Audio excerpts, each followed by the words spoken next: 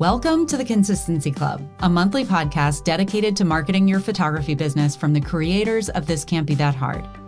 Each month on the 15th, you'll hear an in-depth discussion about a marketing strategy that's working well in the industry right now. Looking for even more support? When you become a member of the Consistency Club, you'll unlock access to the extended version of each month's podcast, along with monthly email and social media templates and bonus access to that month's secret strategy. Sign up at go.thiscan'tbethathard.com/club to get started. Dana! Anani, here we are in episode 24 of the Consistency Club. Oh, that is nuts. Right? I cannot believe that this is the conclusion of our second year of Consistency Club. What a not roller coaster, what a ride it's been. Yeah, it's been incredible. I looked at my notes and I was like, wow, episode 24. It feels like just yesterday we started, and it's just, this year has been amazing, and it's fun to have all these new members and hear all the feedback from everybody. So let's start this one by just saying thank you guys all for being here. This has been really, seriously, quite a ride. Thank you so much. And thank you to everyone. I feel like this has grown.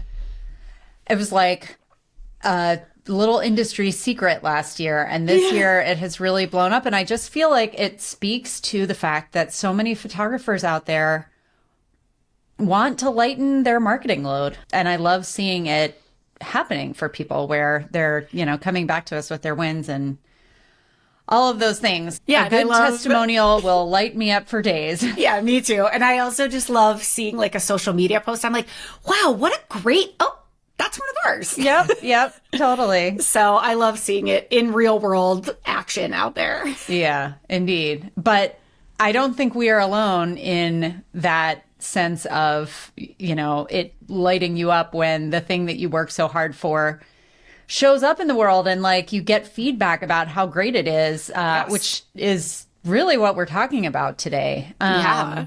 And this time of year, I think for photographers is you get that rain every day of oh, this person shared my photo, and oh, I got a Christmas card from this person, or this person sent this thing out. So that's got to feel really good this time of year, just to kind of constantly bask in that feedback of wow, people really, are taking the work that I do and sharing it out there in the world, and you're making a difference and you're making people happy. So yeah, that's good. That's good vibes. Yeah, it is. If any of you listening, I know, participated in Slayer Sales or are still participating in Slayer Sales, you also were part of Slayer Social, where Dana walked you through the client gratitude challenge, where you were giving your clients a lot of gratitude, right? Yep. You showing appreciation for the people who make your small business work.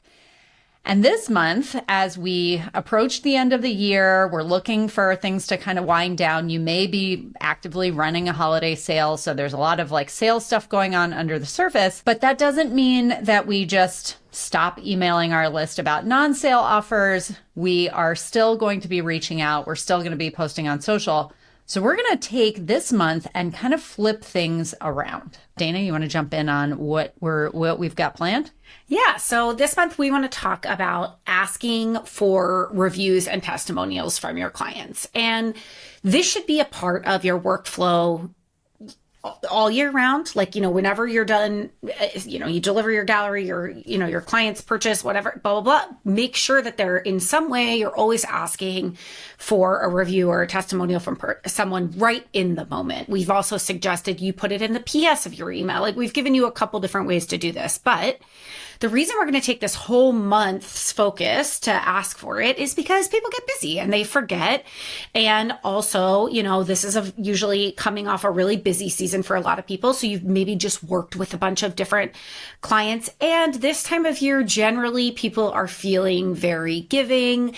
You're hopefully filled with that holiday good cheer, and you kind of want to pass around those good vibes. And so reaching out and asking for somebody to impact your small business in a huge way by leaving a testimonial is a little bit of an easier lift this time of year than it might be in April or June.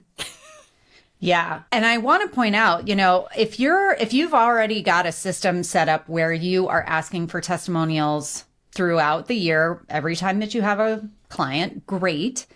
But two things. Number one, not everyone is going to leave a review at that time, right? People are busy. But even if someone does, let's say they wrote you a Google review back in, March or April, there is no reason that you can't ask for another one. First of all, they probably forgot that they left you one. I mean, it's not that big of a deal to go write somebody a Google review. And their experience back in March or April, they may have, in their mind at that time, the thing that they may have wanted to talk about was how much they loved working with you and how, challenging their dogs were that day and you wrangled them perfectly or, whatever the case may be. But now, 8 months later, they're grateful for the fact that they had holiday gifts for their family, or they're grateful because the photos that you took of their newborn, now they're 8-month-old. It's like a totally different thing. And they just are so glad that they invested that money.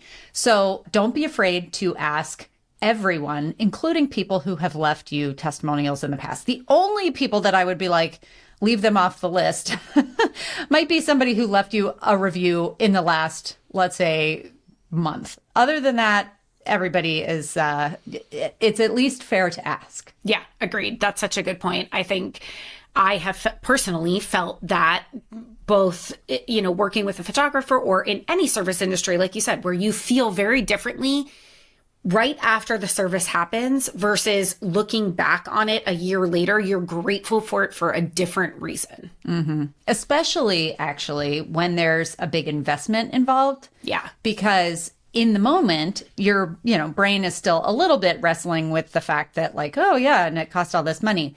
As time goes by, the sort of, I don't know. I don't even want to say buyer's remorse. It's not remorse, but it's like you're no longer feeling that at all. Yes. That part's completely in the past. Now it's just the good feelings. So yeah, I was going to say, Antoine, my husband usually says, like, you spend a lot of money, you buy like a TV or whatever, and you watch that TV every single day. So a year later, you're like, wow, that was money well spent. Same thing, I think, with photography. You're like, maybe in the moment it feels like a lot of money, but like, as you look back and you see those photos every single day on your wall, or you see, your wedding album out, it's like, that becomes the cost of that becomes actually more and more validated and valuable to you as time goes on. Yeah, absolutely. So, in the spirit of the season of giving and the season of gratitude and all that sort of stuff, we're going to leverage that, because what's going to happen after the new year is that for most photographers, things get quiet. You don't have as much work. Now, if you happen to be a newborn photographer or a birth photographer or a brand photographer, this may not be quite as true in your business, but generally speaking, most of us experience some seasonality in our businesses. And during that downtime, you have a great opportunity to build up your marketing reserve for the coming year. And one of the best tools in your marketing toolkit are referrals. So what we want to do this month is encourage you to do a big push for gathering these testimonials. And we've talked about getting testimonials before. This time, we're going to take it a step further. So there is a concept in marketing called reciprocity. And on the sort of not so great version of that is when if you've ever been in a big city and you're walking down the street and somebody kind of runs up to you and is like, hey, can I give you this bracelet? And they're giving you one of those like rubber, like colored bracelets that's supposed to be for something. And, they're right in your face and you're like, sure. And then immediately they segue into, oh, hey, since I gave you this bracelet, I want you to listen to me for whatever. Yeah. And what they're doing poorly is trying to capitalize on this concept of reciprocity. So when someone gives us a gift, pays us a compliment, whatever it is, we are primed as good humans to want to return the favor, right? We want to do something for them. Now, I would argue that if anyone on your email list has been a client of yours, you've already given them a gift, which is the work that you've done for them. So they're already primed for that. But there are probably a lot of people on your list who haven't yet worked with you, who can still give you feedback or leave feedback about you and your business for other people. It doesn't always have to be people that you have actually officially worked for.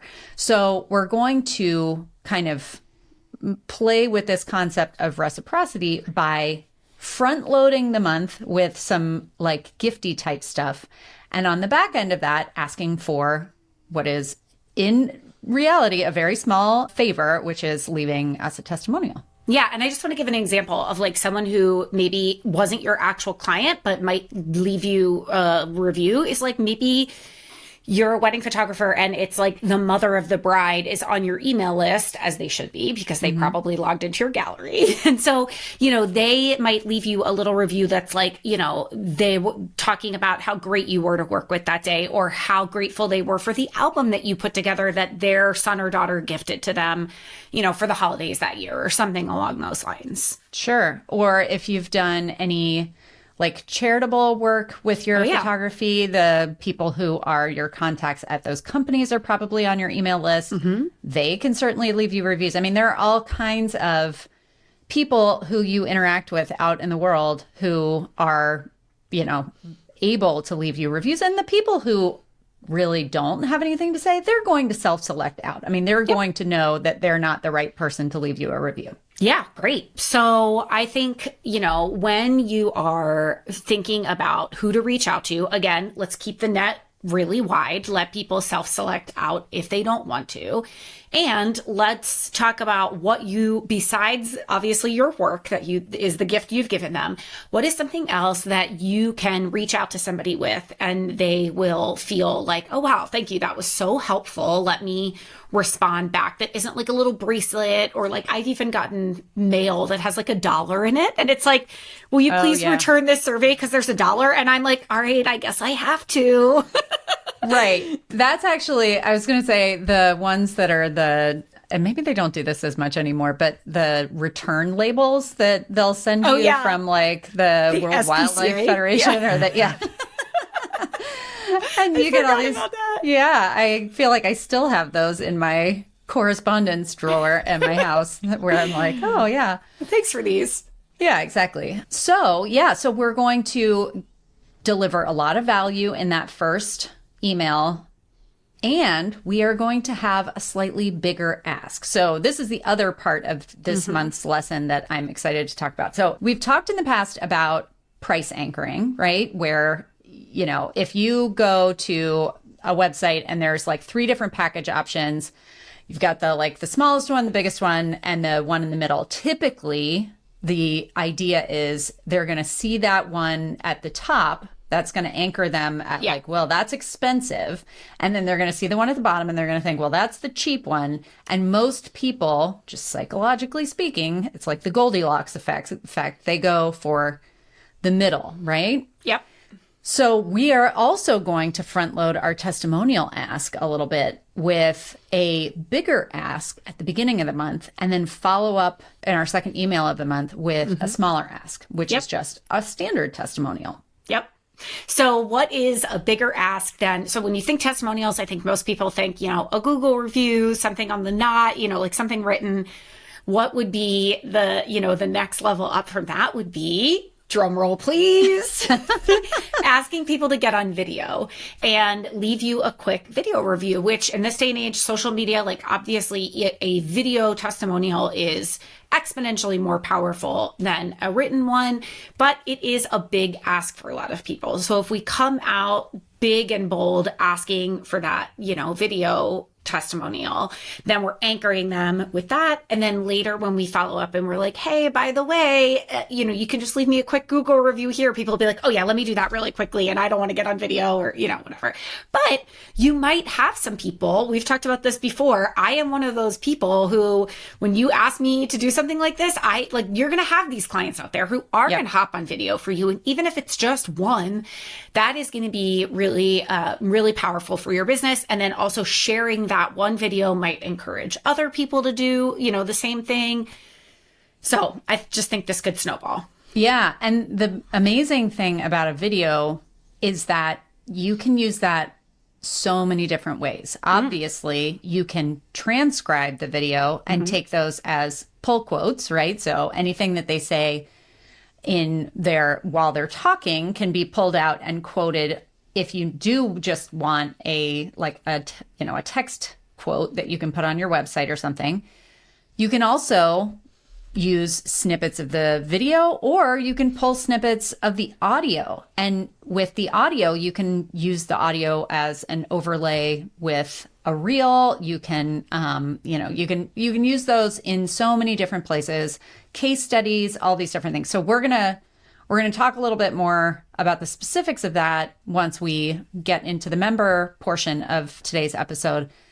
But I think that this idea, even if it feels like a big ask and no one responds, it really does sort of set that anchor so that then when you're asking for, hey, just pop right here to this link I'm going to give you and leave a Google review, that then seems like such a light lift that people are much more willing to respond. Yep, absolutely. And I think I just want to add one other thing. When you get any kind of video testimonial, it makes it feel more impactful, but also is like clearly true. What am I trying to say? Oh, right. What is the word that you are trying to say? Somebody buzz in with the right word.